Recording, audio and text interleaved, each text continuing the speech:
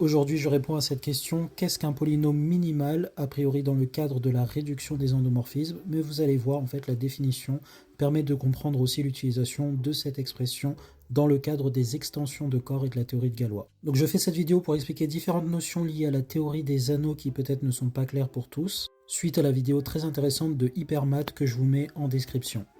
Tout d'abord, précisons le cadre. On a E qui est un espace vectoriel, plus précisément un K espace vectoriel de dimension finie. On va prendre généralement K est égal R ou C. Et on a U qui est un endomorphisme de E, c'est-à-dire une application linéaire de E dans E.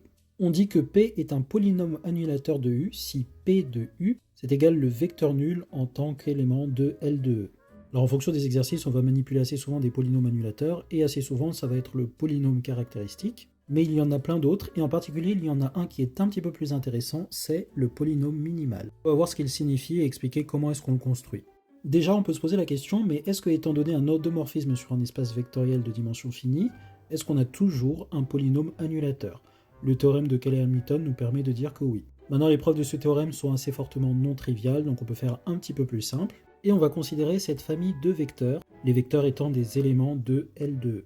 On sait d'après le cours que L2 est de dimension n carré, or dans cette famille ici, on a exactement n carré plus 1 élément. On commence à 1, ici on a 0, donc on a bien n carré plus 1 élément. Et donc cette famille est liée, en particulier j'ai une certaine relation avec des coefficients non tous nuls reliant tous ces termes. Autrement dit, j'ai la somme pour i variant de 0 à n carré des lambda i u puissance c est égal à 0, ce qui peut se réécrire p de u est égal à 0, avec p de x, le polynôme qui est la somme variant de i égale à 0 de n carré des lambda i x puissance i, puisque les lambda i, pour rappel, ne sont pas tous égaux à 0, comme la famille n'est pas libre. Maintenant, on va considérer l'ensemble i de tous les polynômes appartenant à k de x, tels que p de u est égal à 0. Cet ensemble est un sous-ensemble de l'anneau des polynômes à coefficient dans le corps k.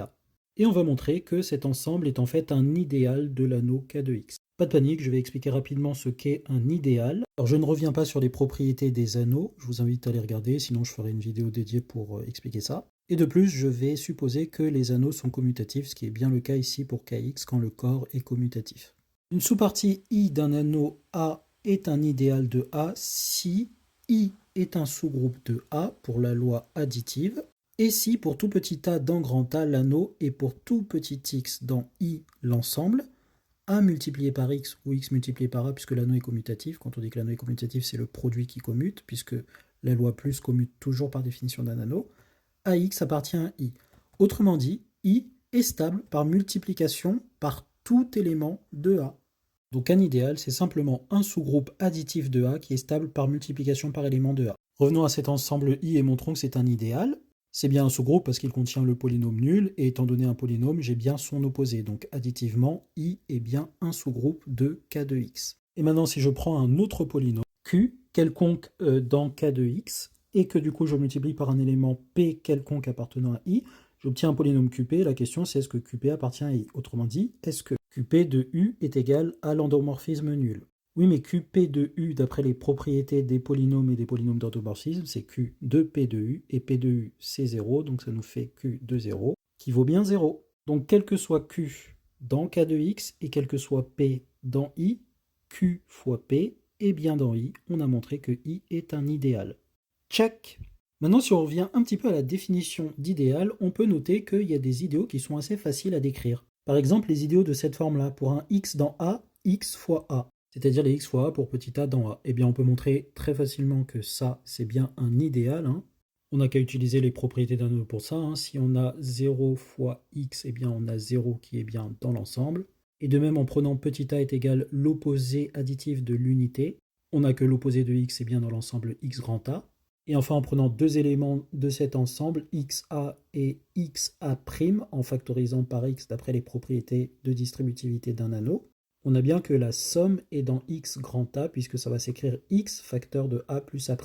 Et bien sûr, la deuxième propriété est vérifiée, puisque si je multiplie quelqu'un de la forme xa par un élément de A, par commutativité, j'aurai x fois le produit de deux éléments de A, qui reste évidemment dans A. Donc ces gens-là sont bien des idéaux. Mais maintenant, rien ne dit que tous les idéaux sont de cette forme-là. Et en fait, les idéaux qui sont de cette forme-là, que l'on va dire engendrés par l'élément x, eh bien ces idéaux ont un nom particulier, on appelle ça des idéaux principaux. Et les anneaux qui ont tous leurs idéaux de cette forme-là sont dits des anneaux principaux. Donc un idéal I est principal s'il existe un x dans A, tel que I est égal xa. Théorème, K de x est un anneau principal.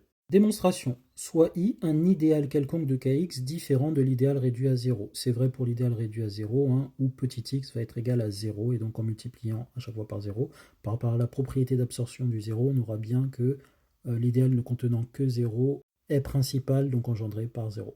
Et on va considérer l'ensemble grand N des n entiers naturels tels que P appartient à l'idéal et de degré n. Grand N est tout d'abord non vide. Pourquoi ? Vu que notre idéal n'est pas réduit au polynôme nul, il existe un polynôme non nul qui y appartient et donc qui a un certain degré, et donc mon ensemble n est non vide puisque j'ai au moins 7 valeurs d'entiers pour ce polynôme non nul. Il est non vide et c'est un sous-ensemble des entiers naturels, donc il admet un plus petit élément, que je vais appeler n0. De la manière dont on a défini grand M, on va appeler Pn0 le polynôme qui correspond à cet entier n0. Mon but, c'est de montrer que l'idéal I est engendré par Pn0, c'est-à-dire que tous les éléments de l'idéal sont des produits de Pn0 et des polynômes de K de x. Donc soit Q est un polynôme appartenant à I quelconque, eh bien je vais faire la division euclidienne de Q par Pn0.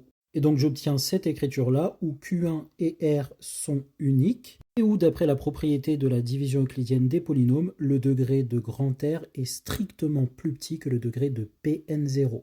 Regardez, on a R qui est égal à Q moins Pn0 Q1.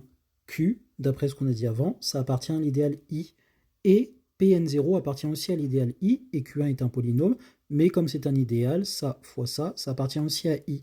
Mais comme I c'est un idéal, c'est un sous-groupe en particulier, et donc R appartient bien à I.